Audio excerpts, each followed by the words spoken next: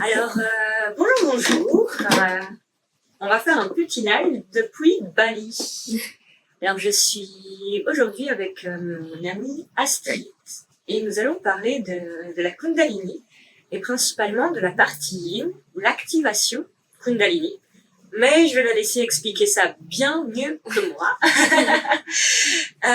Alors, Astrid, déjà, qui es-tu, etc. Donc moi, je te connais, mais... Qui suis-je? C'est une vaste question. Ouais. Mais je vais me présenter, on va dire largement d'où je viens, etc. Donc je m'appelle Astrid, j'ai 31 ans. J'étais à la base, mon métier de base, c'est architecte d'intérieur. J'ai travaillé dans le domaine pendant une petite dizaine d'années. J'ai testé plein de choses. J'ai compris que ça ne me correspondait pas à 100% via toutes ces expériences et notamment la dernière expérience où j'ai fait un burn-out. Période assez compliquée à vivre. Je pense que c'est le cas pour tout le monde. On touche un peu le fond. C'est très très dur. Et j'ai mis en place plein de choses pour essayer d'aller mieux. Et notamment, je me suis tournée vers ce qui m'a toujours plu et ce qui m'a toujours appelé, c'est-à-dire le yoga, la spiritualité, les pratiques spirituelles, etc. Et c'est comme ça, en fait, par la force des choses, que j'en suis arrivée à participer une première fois à une séance d'activation de Kundalini, où je t'ai d'ailleurs rencontrée. Ouais, c'était ça. Voilà. Donc, bonne première expérience et ça m'a énormément aidée dans le processus de guérison de mon burn-out. Ça m'a vraiment permis de revenir à moi-même et ça m'a tellement plu que j'ai décidé de prendre en fait cette orientation-là professionnelle pour la suite de mon histoire. Donc, changement total. Ça on peut le dire, de profession. Je me sens beaucoup plus à ma place. J'ai vraiment l'impression de pouvoir, de cette manière-là, aider les gens. Étant moi-même passée par pas mal de difficultés, que ce soit sur le plan professionnel, personnel, etc. Et puis, c'est une pratique qui est magnifique, qui est magique et qui est très, très, très puissante. Donc, voilà comment j'en suis arrivée là. Entre-temps, je me suis lancée aussi dans l'aromathérapie avec doTERRA et j'ai fait une formation aussi là-dedans en même temps que maintenant on travaille ensemble en aromathérapie. Ouais, t'as rejoint l'équipe, c'est trop chouette. Ouais, donc voilà, parce que ça c'est aussi une chose qui m'intéresse beaucoup, c'est de travailler avec le moins possible de médicaments forcément et donc me tourner vers des alternatives beaucoup plus naturelles mais tout aussi puissantes. Ensuite, j'ai également fait une formation en Reiki. J'ai mon premier degré de Reiki et voilà. Et je compte en faire d'autres et continuer à pratiquer et pouvoir utiliser toutes ces méthodes-là en fait pour devenir au final thérapeute holistique. C'est mon objectif. Donc voilà. Chouette, super. Il y a déjà plein de matières. J'avais envie. Ah, il y a une question là, une question là. Trop de questions. Ouais, trop de questions. Mais comme pour mettre un petit peu plus des choses en ordre. Donc, Astrid, on a déjà une vision un peu plus complète de qui tu es, ton parcours. Nous deux, donc comme tu l'as souligné, on s'est déjà rencontrés dans une activation Kundalini. Il y a 1 an et demi, je pense. Ouais, c'est ça. Et puis, je t'ai stalké sur Instagram. Voilà. Ouais, t'avais été... On avait un peu papoté. On avait quand même papoté. C'était pas juste du stalkage. Non, c'était pas juste du stalkage. On avait papoté 10-15 minutes, ça avait bien matché. Ouais. Et puis on était partis chacune de notre côté. Et j'ai vu que sur la publication post-activation, tu étais taguée. Je me suis dit, ah, tiens, qui est cette Astrid? Et puis une chose en entraînant une autre, on a commencé à entretenir la conversation. Ouais. à se revoir. Ouais, on a fait quelques petits restos. Ouais, J'ai alors- participé à un de tes cours de yoga aussi. Ah oui, c'est ça, t'étais Ouais. venue, Ouais. t'étais venue à un de mes cours, justement, yoga, des émotions et aromathérapie, C'est ça. je pense, ouais. Ouais, Et puis, vu que t'habitais loin, on s'est dit, bah, dans la foulée, un petit resto. c'est ça. Et puis, coup de cœur, ça a super bien matché. Et nous voilà, un Et an voilà. plus tard, à Bali. On se prend un petit mois tranquillou. Mais, on ne fait pas que non plus chiller. Non, on travaille un petit peu. Ouais. Donc, déjà, toi, tu as donné une activation avec, on a fait une croisière, là. Il y a quoi, je suis perdue, moi. Une Il y a semaine un et peu plus demie. d'une semaine, ouais. On avait fait une croisière aventure pour aller jusqu'à Komodo. Bon, on passe les détails. L'important là-dedans, à souligner, qu'on a rencontré des très chouettes personnes qui étaient assez intéressées par la Kundalini. Ouais. Et ils étaient à Ubud en même temps que nous. Et tu as proposé, pourquoi pas, de faire un essai. Ouais, voilà, ouais. Et dans le suivi de ma formation, je pratique énormément. J'ai déjà fait beaucoup de séances juste en one-to-one. Ouais. Qui sont très, très chouettes parce que c'est très intime comme contexte. Avec Sophie. Oui, c'est vrai. Ouais, c'est vrai, pour en parler aussi. J'en ai fait une avec toi en one-one. Trop bien. Ouais. Et ici, c'était l'occasion de pratiquer sur un groupe un peu plus important. Enfin, c'était 3 personnes. C'est pas non plus très groupe, mais c'est bien de commencer, je pense, petit à petit et de voir comment ça se passe au fur et à mesure. Et donc, j'ai proposé. Ils étaient tous les 3 partants. On a la chance d'avoir ici un bungalow qui permettait d'avoir vraiment la place. C'était tout juste, il en fallait pas plus, mais c'était parfait. Et on était bien au calme, etc. pour prévoir la séance. Et donc voilà, la séance a été faite. J'ai bien nettoyé le lieu avant, j'ai mis toutes les bonnes énergies, j'ai tout préparé correctement. Et on a fait la session et c'était une très très belle session que d'ailleurs Mélanie a filmé, photographié. Ouais, vous verrez certainement sur le profil d'Astrid dans les prochains jours, prochaines semaines, des extraits de cette fameuse activation. Ouais. Mais sinon, concrètement, une activation Kundalini, qu'est-ce que c'est? Qu'est-ce que c'est la Kundalini? L'énergie de la Kundalini? Enfin, moi, je le sais, mais... Ouais. On va revenir donc à la base sur deux, trois points. Donc, l'énergie de la Kundalini, c'est l'énergie entre guillemets universelle qu'on peut retrouver dans le cosmos, mais aussi dans la Terre, mais aussi dans notre corps. Donc, on a tous en nous cette énergie, sauf qu'elle est dormante à la base de la colonne et elle est 3 fois et demi enroulée à la base de la colonne. On la représente d'ailleurs très souvent comme un serpent. L'idée, c'est que cette énergie, quand on vient l'activer, elle remonte tout le long de la colonne, elle vient purifier, nettoyer tous les chakras et d'autres choses dont on parlera aussi par la suite. Et l'objectif, c'est qu'elle remonte jusqu'à la couronne en fait de la tête. Donc ça, c'est pour la partie explicative de qu'est-ce que la Kundalini. Donc c'est une énergie qu'on a tous en nous. Pendant une séance d'activation, moi, je n'apporte rien à la personne. C'est juste que je viens faciliter la séance et je viens activer l'énergie. Et par effet de diapason, toutes les personnes présentes viennent s'activer également pendant la séance. Donc, ce n'est pas une transmission d'énergie, c'est une énergie que je viens juste activer, mais qui est déjà en vue, en fait. Ouais, globalement, ça, c'est pour la Kundalini. Comment se passe une séance? Alors, tout d'abord, vous êtes couché sur un tapis de yoga. Pendant, donc la séance dure 2 heures au total et le voyage sonore en lui-même dure 1 heure. Pendant cette heure, je passe une playlist avec 12 musiques qui sont, donc c'est des playlists qui ont été construites spécifiquement pour respecter le système nerveux, mais également pour venir, activer le système parasympathique à certains moments et le système sympathique à d'autres moments.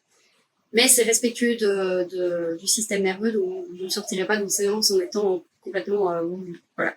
Ça, c'est l'idée et ça va venir en fait déclencher chez vous des émotions qui sont stagnantes en fait, qui sont cristallisées dans le corps.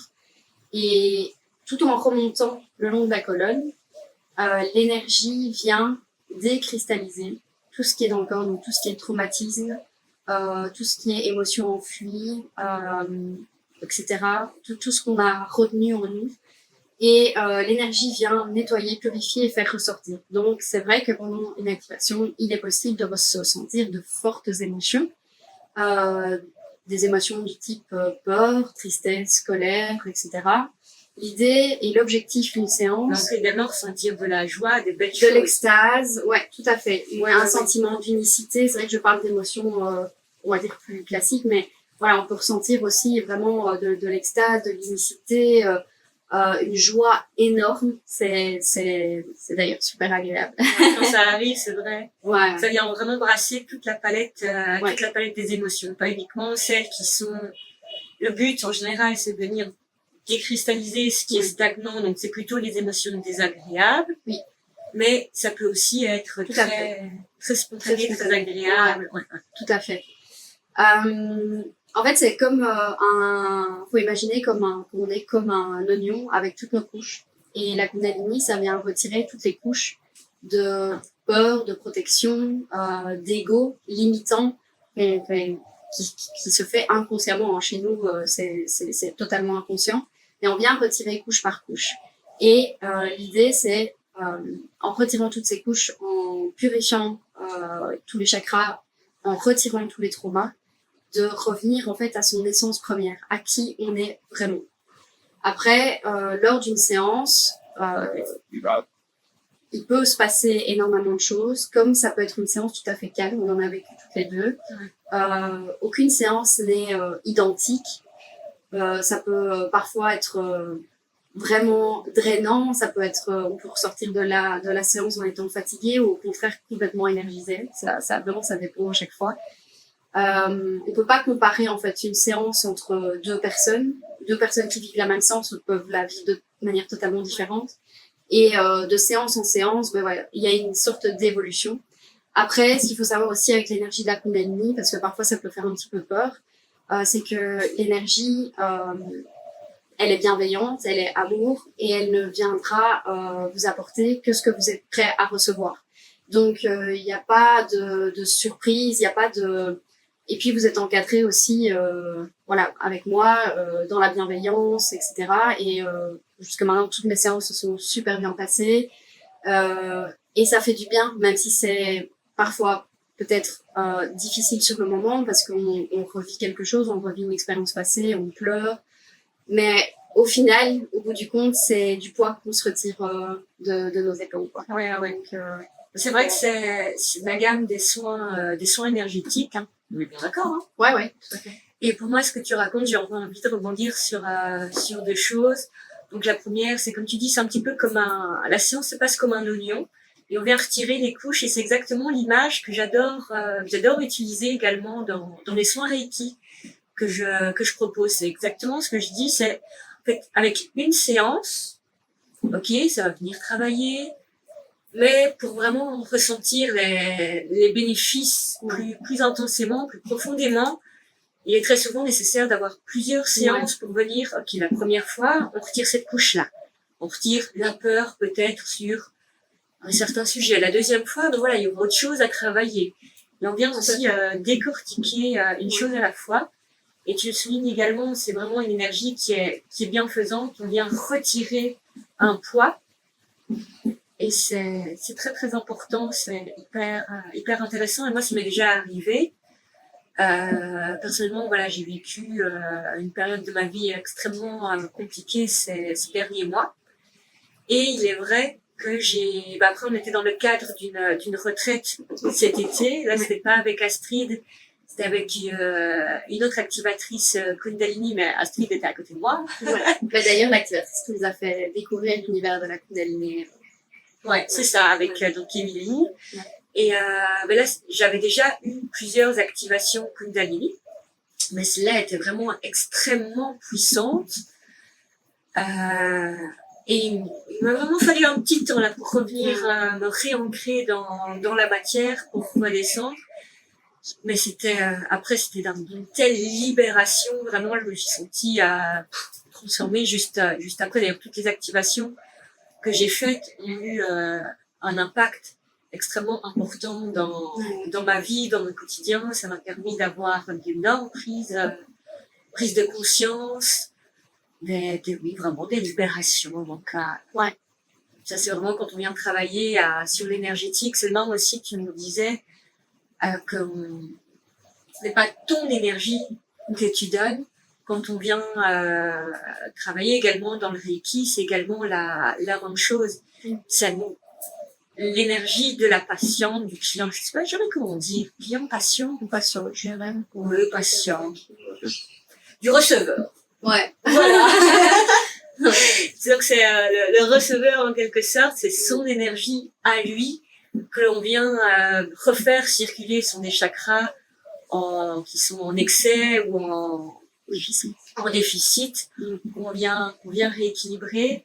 Et au final, c'est un petit peu la même énergie. On s'était fait la réflexion. Pour moi, l'énergie, ça reste l'énergie, peu importe le nom qu'on lui donne. Je pense dans l'objectif où aller toujours travailler de manière bienveillante, avec amour, et dans un objectif aussi de guérison. Oui. Voilà, peu importe le nom qu'on lui donne. C'est ça. C'est juste des noms différents, des méthodes différentes. Voilà. Mais moi, ça, je le parais trop la même chose. Ouais. Et puis, donc, tu parlais également énormément des émotions. Oui. Ah, là, c'est mon petit dada. C'est la question que je pose à toutes les personnes que j'invite. Pour toi, une émotion, qu'est-ce que c'est? Pour moi, une émotion, ce serait, je vois ça comme un indicateur, un baromètre de ce qui se passe à l'intérieur de notre corps, en fait, et de ce que l'on est en train de vivre ou de traverser. Voilà, c'est comme ça que je vois la chose, et c'est pour ça qu'il y en a une palette infinie et énorme, mais voilà. Et l'émotion aussi, je pense qu'elle est liée beaucoup à notre histoire, à notre vécu, parce que forcément, en vivant la même expérience, deux personnes auront des émotions différentes. Donc, c'est pour ça que les émotions sont personnelles, elles sont propres à chacun. Et je pense que c'est comme ça que je vois l'énergie. Okay. Bah c'est cool, mais vraiment pour moi il y a pas de bonne ou mauvaise réponse, c'est ton interprétation à toi, comment tu vois les choses, quoi. Ouais, c'est ça. OK, chouette, super. Alors, j'avais toute une série de questions évidemment sur la Kundalini. Si tu veux, je peux terminer par rapport à la séance, parce que c'est vrai que donc j'ai expliqué, donc c'est plutôt pour expliquer comment se passe globalement une séance. Pour que ce soit bien clair, parce que je sais qu'en général c'est un peu flou. Donc je disais, vous êtes couché sur un tapis de yoga, je commence la séance en faisant de toute façon une relaxation. Donc je vous parle, etc., pour vous mettre déjà dans une ambiance relaxante, apaisante, etc. Je propose toujours aux participants de poser une intention pour la séance. Et souvent, la première intention que je propose aux participants d'utiliser, c'est simplement le lâcher prise. Parce que c'est pas forcément évident pour tout le monde d'être couché sur un tapis de yoga pendant 1 heure et d'écouter de la musique sans que le mental ne vienne sans cesse. Ah, je dois faire les courses, demain j'ai ça à faire, ah, hier il s'est passé ça, tchic-tchac. On connaît tous le mental et c'est comme une petite roue d'hamster qui peut rouler sans cesse. Et l'objectif premier d'une séance, ça peut déjà être ça, juste lâcher prise, se laisser aller, se laisser bercer par la musique et voilà. Ensuite, je démarre la playlist. Donc ça, elle dure 1 heure. C'est différentes musiques. Il y a des musiques que vous allez apprécier, des musiques que vous allez moins apprécier, et c'est normal. C'est pour venir chercher des choses, pour faire ressortir les émotions et travailler sur le fameux système parasympathique et le système sympathique. Ensuite, à l'issue de la playlist, en général, j'aime bien lire un petit texte sympa qui m'a inspiré pour faire revenir les personnes tout doucement dans leur corps. J'invite à faire 2-3 pratiques si besoin, parce que parfois, certaines personnes ne sont plus ancrées après une séance et ont besoin de revenir sur Terre. Donc, boire de l'eau, marcher dans l'herbe, etc. Ça peut vraiment faire revenir Manger. sur Terre, manger. Manger après une séance, c'est vraiment bien de le faire. Et à la fin de la séance, j'aime bien enfin c'est ce qu'on fait en général, ouvrir un cercle de parole et inviter les personnes qui le souhaitent à partager ce qu'elles ont ressenti pendant la séance. Et ensuite, on clôture et ça se termine comme ça. Alors, ce qui se passe pendant la séance, c'est 20%. Et ce qui se passe après la séance, c'est 80%. Ça, c'est quand même très important. Parce qu'il y a pas mal de personnes, lors d'une première séance, qui ne vont pas forcément ressentir tout de suite les effets, qui vont pas ressentir, qui vont peut-être pas avoir de mouvement dans le corps, qui vont peut-être pas, pas percevoir l'énergie, sauf qu'elle était là et qu'elle a travaillé sur la personne. Et que dans les jours qui suivent, là par contre, on peut ressentir des choses, voir des changements, avoir plus de clarté, enfin voilà, toutes ces choses-là. Donc ça, c'était pour la partie séance. Ouais, parce qu'il y a, ayant déjà participé à plusieurs activations, j'observe, j'entends les différents retours des autres participants, etc. Et notamment, je pense que ça avait été le cas avec Sébastien qui était venu dans la semaine dernière, ici à Ubud, et il me disait, oui, mais est-ce que ça a fonctionné? Je ne sais pas si ça a fonctionné. Ouais. Alors, est-ce qu'une séance peut ne pas fonctionner? Non. Là, je dirais que le seul gros obstacle à la séance, le fait que ça pourrait vraiment ne pas marcher, ce serait vraiment de pas du tout réussir à lâcher prise, de rester vraiment dans la peur figée. Mais c'est rarement le cas parce que vraiment je discute avec les participants pour les mettre à l'aise au maximum. Donc ça pourrait bloquer un petit peu, on va dire, le processus. Ce qui pourrait aussi être bloquant, c'est d'ouvrir les yeux pendant la séance. J'invite toujours à garder les yeux fermés, même si on est dans son mental ou que sais-je. Voilà, j'invite les participants à garder bien les yeux fermés déjà pour vivre et ne pas sortir de l'expansion de conscience qu'ils sont en train de vivre, de la session, etc. Et ouais, c'est ça, c'est ne pas ouvrir les yeux parce que ça pourrait vraiment totalement les sortir de la séance. Sinon, pour le reste, non, j'ai jamais vu de séances qui n'ont pas eu d'impact au final. Même si on les voit pas tout de suite sur le long terme, elles sont très bonnes. Oui, c'est ça, parce que parfois on a l'impression qu'on ne ressent rien. Ouais. Et c'est totalement ok. Il faut vraiment pas se forcer à ce qu'il se passe quelque chose. Non. Et d'ailleurs, je ne sais pas si vous avez déjà vu, quand on tape souvent activation Kundalini sur Internet, on peut trouver des vidéos assez impressionnantes, un peu style exorcisme. Ouais, exorcisme. Ouais. Et donc, ça peut être très intimidant, mais en vrai, ça se passe pas forcément comme ça. Moi, ma première séance, j'ai été clouée au sol. J'ai juste pas eu un seul mouvement. Et pourtant, il s'est passé tout un voyage intérieur. J'avais ressenti plein de choses. Moi, il était vraiment pas 1 millimètre qui bougeait de mon corps. Mais j'avais vraiment, moi, ressenti comme s'il y avait tout un axe vertical en moi qui venait s'ouvrir comme un livre et je sentais mon corps qui bougeait, qui se déployait, qui s'expansait. Alors que tu bougeais pas. Alors que je ne bougeais pas d'1 millimètre, quoi. Ouais. Et donc, et puis parfois, ça m'est déjà aussi arrivé d'avoir des activations Kundalini beaucoup moins intenses, où je ne bougeais pas forcément, ou un petit peu, mais c'était beaucoup moins transformateur, mais c'était ok, j'ai vu les effets par après. Et puis d'autres où j'ai commencé vraiment à bouger et à venir activer. C'est comment activer physiquement? Ouais. C'est ça, c'est l'activation physique. Ouais.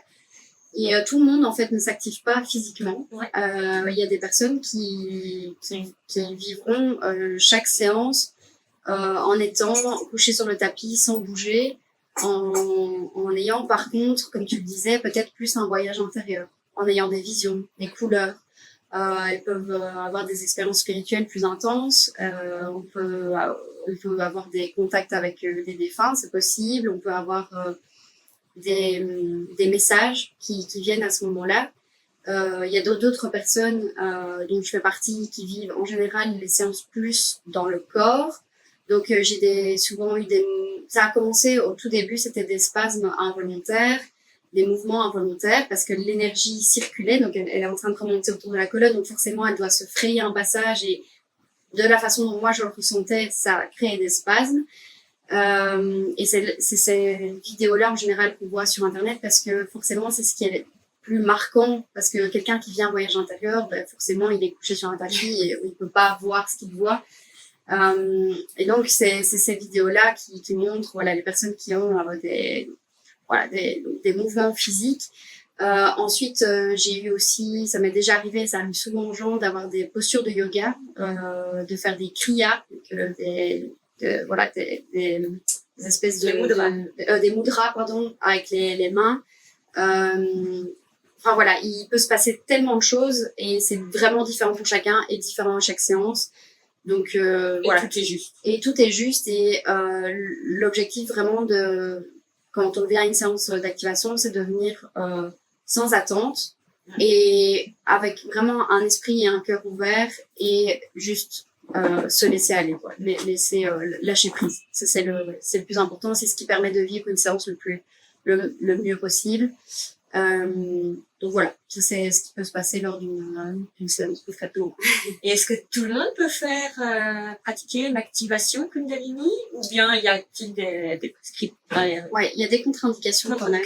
Ouais. Pour des personnes qui ont des antécédents de pathologies psychiatriques, schizophrénie, bipolarité, des personnes qui sont sous traitement neuroleptique, j'ai plus le nom d'un autre médicament, mais enfin, voilà, je le précise de toute façon avant chaque séance dans un mail correctement. Ouais, tu envoies chaque fois un mail. Préparatoire. Ouais, tout à fait. Donc, on va dire c'est toutes ces choses-là, plus sur la partie psychiatrique et aussi tout ce qui est infarctus, AVC, troubles cardiaques, etc. Voilà, c'est un peu... on ne préfère pas prendre de risques. L'objectif n'est pas que la personne... voilà, parce que les séances peuvent être intenses, on a le cœur qui peut s'accélérer à certains moments et ça pourrait créer effectivement un problème chez quelqu'un qui a déjà eu une pathologie de ce genre-là. Et aussi, on ne fait généralement pas de séance sur une personne en dessous de l'âge de 18 ans. Voilà. Ça, c'est plutôt pour des questions éthiques. Oui et non. En fait, ça dépend.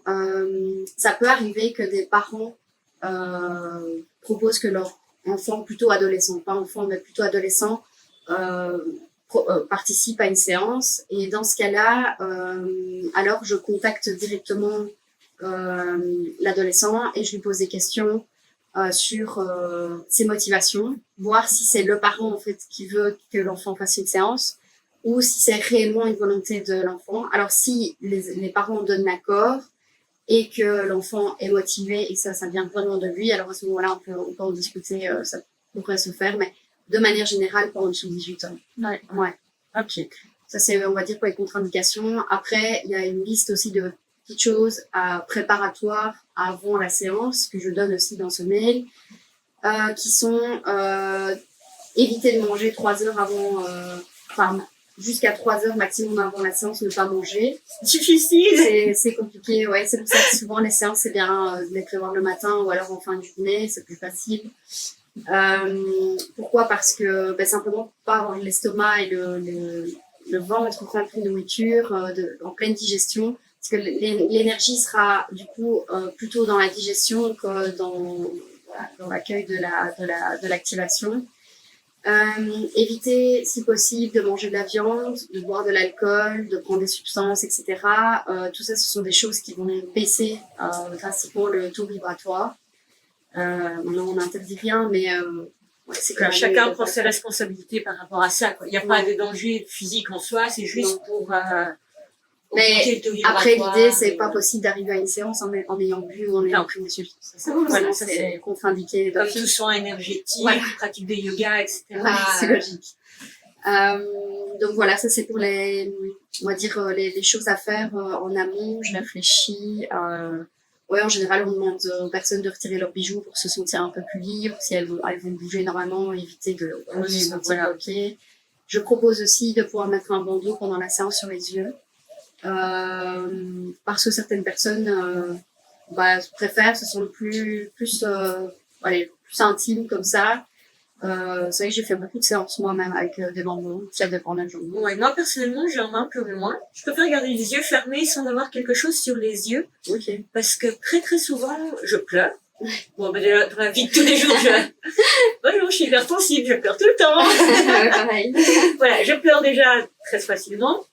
Mais, pardon. Très souvent, pendant les activations, je pleure. Alors, c'est pas forcément les gros sanglots, mais rien qu'une petite larme qui coule. Et personnellement, j'aime beaucoup ressentir la larme sur le visage et venir un petit peu comme me nettoyer, comme me purifier, ce qui m'empêche de le faire avec le bandeau qui s'absorbe directement. Mais bon, voilà, Ça, c'est propre à chacun, quoi. C'est vraiment exactement. un petit détail. Voilà, ouais. Et donc, ouais, je pense que j'essaie tout. Ouais, ok, cool. J'aurais dû prendre un petit carnet avec mes questions, là, parce que, tu parlais d'élever le taux vibratoire. Ouais. Alors, je connais un très bon outil aussi pour élever le taux vibratoire. Donc là, on dévie un tout petit peu d'activation Kundalini. J'imagine que toi, tu voudrais en venir. C'est des huiles essentielles. Donc pour moi, déjà au quotidien, j'intègre les huiles essentielles dans l'accompagnement des émotions, l'accompagnement de l'hypersensibilité principalement, et également dans un accompagnement énergétique. Donc ça a tout son sens également d'intégrer les huiles essentielles dans l'activation Kundalini. Ouais, ça fait pas partie des choses que j'ai apprises dans ma formation, mais c'est quelque chose que j'ai décidé d'ajouter pour voilà, ma petite touche personnelle, et puis parce que je trouve que c'est tellement puissant aussi les huiles. Ça ajoute une dimension supplémentaire aux séances. Donc je propose une ou deux huiles en début de séance, en fonction de l'état d'esprit dans lequel les personnes arrivent. Si elles se sentent un peu stressées, par exemple, je peux leur donner une huile de lavande, ou une orange sauvage ou quelque chose comme ça. Ça permet de calmer le système nerveux, de s'apaiser, de se relaxer. Et lors de la séance, je demande évidemment la permission. Si les participants me le permettent, je viens faire sentir différentes huiles. Alors je travaille vraiment à l'intuition, parce que je ne sais pas ce qui se passe pour les participants dans leur tête. Je vois évidemment s'il y a des libérations émotionnelles, etc. Mais je peux pas toujours deviner. Mais je travaille vraiment beaucoup à l'intuition et je choisis mes huiles en fonction, et je viens juste faire sentir l'huile pendant la séance. Et en général, c'est quelque chose que les participants adorent. Ça les apaise beaucoup. Une huile que Émilie avait utilisée sur moi en séance d'ailleurs, c'était juste après une grosse libération émotionnelle. C'était l'huile de rose, et pareil, dès qu'il y a une grosse libération émotionnelle, c'est elle que j'utilise parce qu'elle vient vraiment apaiser. C'est comme une maman réconfortante, on peut le dire. Donc voilà, c'est vraiment le petit truc en plus que j'aime bien utiliser aussi. Je suis d'accord. D'ailleurs, quand j'avais eu l'occasion, la chance de participer à une session one-one avec toi, tu m'avais donc intégré. Bizarrement, tu m'as pas demandé si je voulais ou pas. Je savais que c'était évident que tu voudrais bien. J'ai pas demandé l'autorisation. Non, mais effectivement, j'avais, donc, étant donné qu'on était en one-one, tu étais totalement focus sur moi. Oui. Mais j'ai beaucoup apprécié cet accompagnement supplémentaire dans ce voyage intérieur au fur et à mesure, les huiles qui apportaient un petit truc en plus, qui venait en soutien, qui venait vraiment en réconfort, selon ce que l'on a à vivre. C'est extrêmement intéressant. Ouais, ben comme les huiles, en fait, elles sont directement en contact, c'est le cerveau limbique, je pense. Enfin, ouais, c'est ça. Hein. Et du coup, c'est le siège des émotions. Donc, ça me paraît évident, en fait, juste de lire les deux. Et à la fin d'une séance aussi, j'aime bien utiliser une huile plutôt d'ancrage, à ce moment-là, pour voilà, revenir dans son corps, revenir bien sur terre, parce que voilà, les séances parfois peuvent être très intenses et on peut partir loin. Et moi, j'aime bien l'utiliser, même pour moi personnellement, je le fais. Donc, ouais. Et puis, ce que je trouve génial également avec les huiles essentielles, c'est que on peut également profiter d'un accompagnement plus loin. Oui. Donc, on a l'activation en elle-même, on vient découvrir certaines huiles essentielles, et si on veut continuer à venir travailler là-dessus, on peut également donc continuer le processus de chez soi très facilement en intégrant les huiles essentielles selon un un petit protocole bien personnalisé, spécifique, que je peux apporter ou que tu peux apporter, etc. Donc, c'est un outil très, très simple à intégrer dans son quotidien. C'est un plus, mais qui apporte beaucoup, je trouve, et effectivement, oui, qui peut être intégré au quotidien, donc ça, c'est top pour continuer le cheminement intérieur. Une chose que j'ai oublié de préciser aussi pendant les séances, je demande l'autorisation évidemment, mais je viens aussi toucher des parties du corps des participants pour aider à venir libérer certaines émotions. Et ça, pareil, je travaille à l'instinct. Et ça m'arrive souvent, par exemple, quand je vois que, je sais pas l'expliquer avec des mots, mais quand je sens qu'il y a quelque chose qui doit sortir, je viens près de là ou du participant et je viens tapoter ici, au niveau de ce chakra-ci. Et en fait, ça vient, pas taper sur la gorge, parce que c'est vraiment pas agréable, une tape générale. Et c'est fou, parce que ça vient vraiment aider la personne à libérer, et c'est magnifique, quoi. Après, ça dépend des personnes, c'est différents endroits, je peux toucher au niveau de la tête, etc. Et aussi un autre point que je souhaiterais aborder, c'est le pranic healing. Donc, dans ma formation, nous avons des transmissions selon la tradition Sri Vidya, faite par un gourou indien. Et donc, il nous transmet des mantras. Et ces mantras, ce sont des mantras de guérison. Et ça, au fur et à mesure de mes séances, je vais pouvoir les intégrer aussi. Et c'est extrêmement puissant et extrêmement aidant. Donc, ça fait partie aussi. Et encore une chose que j'ai oubliée, mais qui est quand même très importante. Non, mais il y a tellement de choses à dire là-dessus. C'est que j'utilise également le langage de lumière. Oui. Qui est un langage qui est... C'est important quand même. Ouais, comment c'est trop chouette ça. Qui est un langage en fait qui est canalisé et qui ne s'adresse pas à votre mental, mais qui s'adresse directement à votre âme et qui vient vous aider et qui est là en support pour vous aider durant toute la session, pour vous aider durant toutes vos libérations, etc. Je peux parfois chanter, je peux parfois siffler, faire des choses comme ça pour venir activer l'énergie, c'est normal, mais tout ça je l'explique avant la séance évidemment pour qu'il n'y ait pas de qu'on se pose pas trop de questions parce que ça peut faire un petit peu bizarre au début, mais en général les participants aiment beaucoup le faire. Voilà. Moi, je me souviens de la question que je voulais. Voilà. Voilà. Dans l'énergie de la Kundalini, très souvent, on a, deux confusions entre le yoga Kundalini et l'activation Kundalini. Donc, en général, on parle du côté yin et du côté yang. Yes. Ouais. Quelle est la différence entre, moi, personnellement, ça fait un an et demi que je pratique du yoga Kundalini.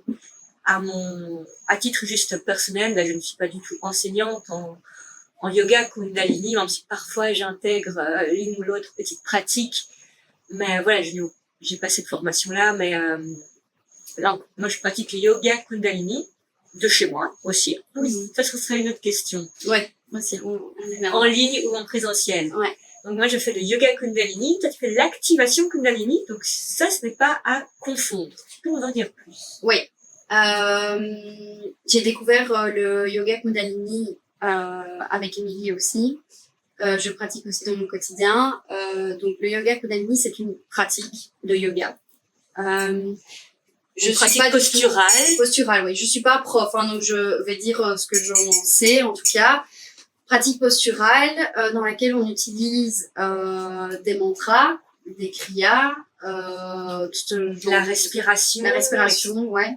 Et ça vient préparer le corps à l'éveil de la Kundalini. Donc c'est très très cool. C'est pour ça aussi que je le fais au quotidien quand c'est possible en tout cas.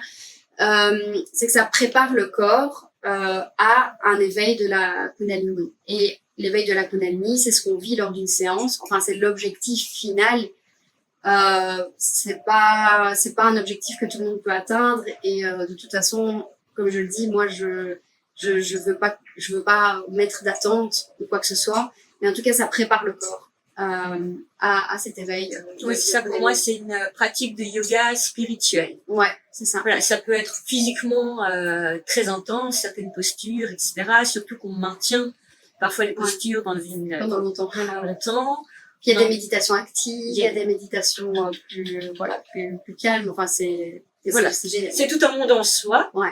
Alors, si j'ai l'occasion d'interviewer une fois une professeure de yoga Kundalini, ce serait trop chouette. Si y en a une parmi vous, vous levez la main, vous me le dites, hein. mais donc voilà, ce sont deux choses vraiment distinctes à ne pas confondre. Oui, c'est ça, parce que la pratique du yoga, c'est une chose qu'on peut faire au quotidien. Enfin, du yoga Kundalini. Beaucoup plus facilement. Voilà. Ouais. Que l'activation de Kundalini, c'est comme globalement un soin énergétique, je dirais. Ouais. Maintenant, après plusieurs séances d'activation de Kundalini, il est possible de s'auto-activer soi-même, en fait. Donc, c'est possible aussi après de se faire des auto-activations, mais c'est après, en général, quelques séances. Oui, et puis c'est pas n'importe qui. Donc, toi, tu peux te faire des auto-activations. Ouais. Est-ce qu'on peut sans avoir... Ça dépend des personnes. C'est pas en soi, le tout, c'est souvent en écoutant de la musique que les personnes ça vient déclencher des choses. C'est Après, vrai que je l'ai eu, je t'interromps à 2 secondes, mais donc à Bali, ici, on est juste à côté d'un centre de yoga qui est vraiment génial, qui propose toute une palette d'événements, de cours, etc. Et on a eu l'occasion de participer au Festival des Lumières ce week-end. Et tu m'as lâchement abandonné en mieux, t'es crevé, mais à la fin, il y a eu une relaxation au bol tibétain avec les petits koshis, etc. Donc une relaxation sonore. Et j'ai ressenti des légers... je me suis un petit peu auto-activée. Ouais, mais c'est possible. C'est possible et c'est un peu ce que les gens ressentent. Maintenant, c'est vrai que je dis que des personnes s'activent, c'est parce que j'ai autour de moi beaucoup de facilitateurs d'activation. Forcément, c'est pas pareil que pour des participants qui le font une ou deux fois de temps en temps, quoi. Mais voilà. Ouais, il y a vraiment... Et puis, donc, une autre question que je voulais aborder. Est-ce qu'on peut faire des activations en ligne ou bien c'est uniquement présentiel? Est-ce que c'est important c'est mieux d'être seul ou bien d'être en groupe? Quels sont les avantages, désavantages de chacune des pratiques? Ouais. Alors, d'abord, en ligne. En ligne, ça ne change rien du tout en fait d'être en présentiel ou en ligne en termes d'activation d'énergie. C'est la même chose parce que l'énergie elle transcende la matière. Donc on n'est pas obligé d'être localement dans le même endroit. Donc ça c'est une chose. Comment ça se passe en ligne? C'est la même chose que lors d'une séance en présentiel. Vous êtes couché sur un tapis de yoga. Juste en général, on propose de mettre des écouteurs. Et moi, je suis derrière mon écran et je viens vous activer à travers l'écran, tout simplement. Je récite également mon langage de lumière et ça fonctionne tout aussi bien. J'étais un peu sceptique au début parce que ça me paraissait un peu bizarre. Voilà, donc je comprends que ça puisse paraître un peu bizarre. Mais l'ayant vécu moi-même plusieurs fois, en fait, oui, ça fonctionne très très bien. Je confirme. L'avantage, je dirais, de la séance en ligne, déjà, c'est qu'on peut faire ça partout où on veut, où on le souhaite. Maintenant, l'idéal, de toute façon, c'est d'être toujours dans une pièce au calme, seul, voilà. Mais je veux dire, si vous êtes en voyage quelque part, vous avez une chambre d'hôtel, vous pouvez très bien recevoir une activation voilà, à l'autre bout du monde, avec un décalage horaire. C'est tout à fait possible. Mais par contre, ça fonctionne pas en replay. Non, c'est du direct. C'est du direct d'office. Parce que, en fait, j'ai besoin de voir les personnes et de venir les activer en les voyant sur à l'instant T, quoi. Voilà. Vraiment présent. Ouais. Non, ça se fait pas en replay, quoi. L'avantage, c'est de la séance en ligne, c'est pour les personnes qui se sentent pas forcément à l'aise d'être dans un groupe. Qui ont un emploi du temps qui est fort chargé, qui n'ont peut-être pas l'occasion de se déplacer. Donc voilà, ça peut être toutes des choses qui font qu'on peut préférer finalement le en ligne. Et puis également, on peut faire ça en ligne, comme par exemple, on est ici à Bali. Ouais. Et proposer une activation à l'autre bout du monde, en Belgique, en France, tout à fait. Que sais-je. C'est exactement ce que ma formatrice Céline Bergamini fait. Elle propose des séances d'activation depuis Bali. Elle propose des séances d'activation depuis La Rochelle, depuis la Guadeloupe, enfin un peu Paris, Bruxelles, voilà, de partout. Et il suffit juste de prend la bonne tranche horaire et puis voilà. Comme ça, vous pouvez y participer sans vous déplacer. Donc, c'est le gros avantage, je dirais. La différence avec le présentiel, c'est sûr que j'aime beaucoup les séances en présentiel parce qu'il y a de l'humain, on se croise, voilà, c'est très sympa, mais voilà, ça va dépendre de chacun, des possibilités. Et puis, je pense que ça va être la dernière question. Quel est l'intérêt de faire des séances en one-one ou en groupe? Les séances one-one, ça va être souvent pour des personnes qui ont parfois des gros trucs à libérer, qui se sentent pas prêtes à vivre ça en groupe, ou des personnes qui préfèrent vraiment juste l'intimité, en fait, d'être juste avec la facilitatrice. Ça dépend un petit peu des personnes, des besoins. Maintenant, forcément, les prix sont différents. Une séance one-one est toujours un peu plus chère qu'une séance en groupe. On va dire que c'est le privilège d'avoir la facilitatrice uniquement pour soi pendant 1 heure. Que pendant une séance de groupe, je me balade. De toute façon, l'énergie fonctionnant par diapason. Quand je viens activer quelqu'un lors d'une séance de groupe, il y a une autre personne qui peut venir s'activer en même temps. Ouais. Donc c'est pas que je passe moins de temps sur les personnes, c'est juste que je passe, oui, forcément au fur et à mesure sur les différentes personnes. Et c'est pas moins intense pour autant parce que l'énergie d'un groupe est très intense. Et en même temps, le fait d'être en one-to-one, c'est très intense aussi parce que je suis sur la personne tout le temps. Donc, ouais, c'est deux expériences différentes. C'est 2 expériences différentes. Je dirais peut-être la différence, c'est vraiment le côté plus intime, quoi. Ouais, voilà, c'est ça. Okay. Des personnes qui seraient peut-être intimidées, pas prêtes à libérer devant d'autres personnes. Ok. Ouais. Alors moi perso, je pense avoir fait un petit peu le tour des questions. Je sais pas si tu as envie de rajouter quelque chose. Non, pour moi, je pense qu'on a fait le tour aussi. Pour moi, c'était... Ouais, c'est cool. Ça fait 3 semaines qu'on se dit bon allez, on va la faire cette interview et puis voilà, on part dans 2 jours et on l'a fait seulement maintenant. Mais mieux vaut tard que jamais. Voilà. C'était maintenant qu'il fallait que ça se fasse. C'est ça, voilà, c'est cool. Là maintenant, pour ça je vais aller me mettre à la piscine. Je vais aller manger. Et surtout, on va essayer de programmer ça en Belgique à notre retour ensemble. Ouais, prochainement.